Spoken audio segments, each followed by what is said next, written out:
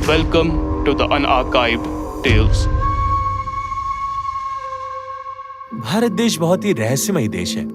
यहाँ कुछ रहस्य तो ऐसे हैं जिनके बारे में जानने के बाद इंसान काफी गहरी सोच में पड़ जाता है। सोचते सोचते फिर उसके मुंह से बस एक ही शब्द निकलता है, क्या ऐसा भी हो सकता है?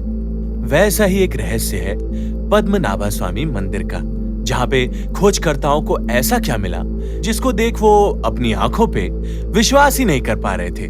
पर अभी इन सब बातों से पहले प्रश्न ये आता है कि उस मंदिर को आखिर खोला क्यों गया?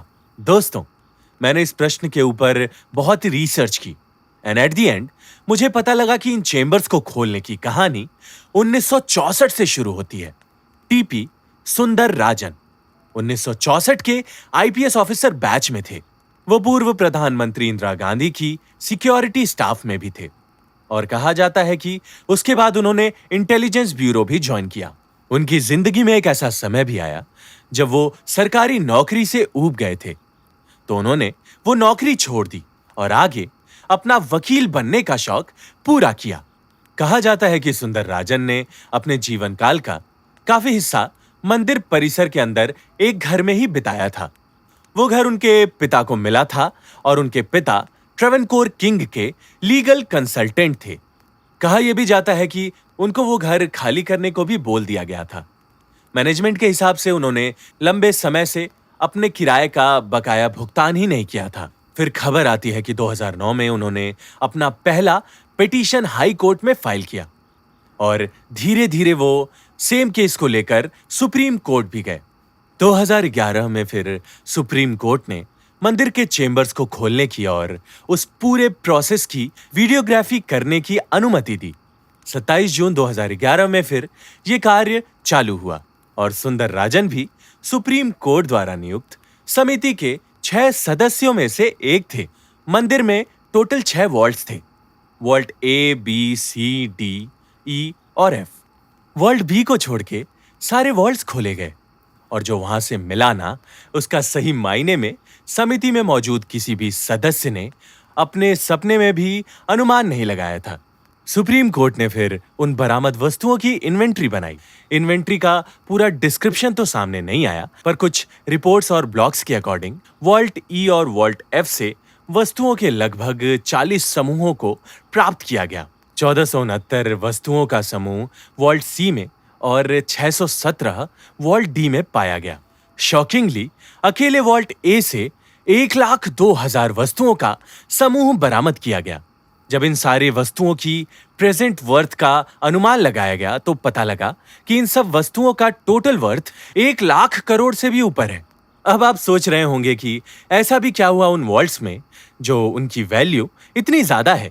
दोस्तों, मेरे पास वहां से बरामद की गई सारी वस्तुओं की सूची तो नहीं है, पर मैंने अपनी रिसर्च से कुछ इन्वेंट्रीज के बारे में पता लगाया है, जिनमें है 4 फुट ऊंचा और 3 फुट चौड़ा सॉलिड प्योर गोल्डन भगवान विष्णु जी का आइडल, सुनहरा सिंहासन जिसमें सैकड़ों हीरे और कीमती पत्थर जड़े हुए हैं, एक 36 किलोग्राम का सुनहरा घूंघट और रोमन एम्पायर के टाइम से 800 केजी वजनी सुनहरे सिक्के। इन लाखों ऑब्जेक्ट्स में से मैंने सिर्फ 4 के ही नाम बताए। सोचिए बाकी क्या क्या होंगे।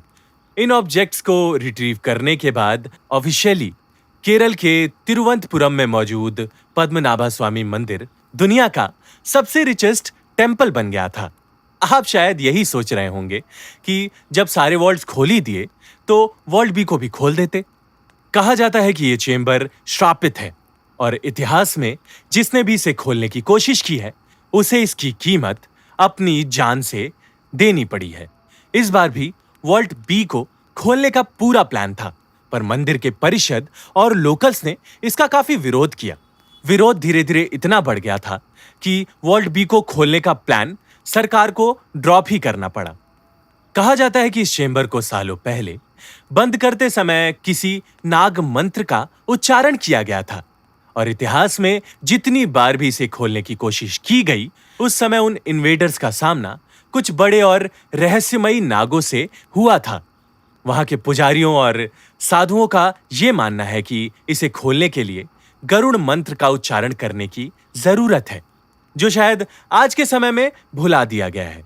आपको शायद ये सारी बातें थोड़ी अजीब लग रही होंगी, जैसे नाग मंत्र, गरुड़ मंत्र और श्राप। हमारी ये आदत है कि जब तक हम किसी भी चीज को अपने सामने ना देख लें, तब तक हम उस पर विश्वास ही नहीं करते। टीपी सुंदर राजन, जिनकी वजह से ये चेंबर खुले थे, आज वो हमारे बीच नहीं रहे। मंदिर के चेंबर्स 27 जून 2011 को खोले गए थे और उनकी मृत्यु 17 जुलाई 2011 को हुई थी। एक महीने से भी कम वक्त में। शायद उनकी मृत्यु के साथ ही उस समय की सरकार का वर्ल्ड बी को खोलने का जोश और प्रोत्साहन भी खत्म हो गया था। और भी काफी ऐसी बातें हैं इस मुद्दे पे जो हमसे छुपाई गई हैं।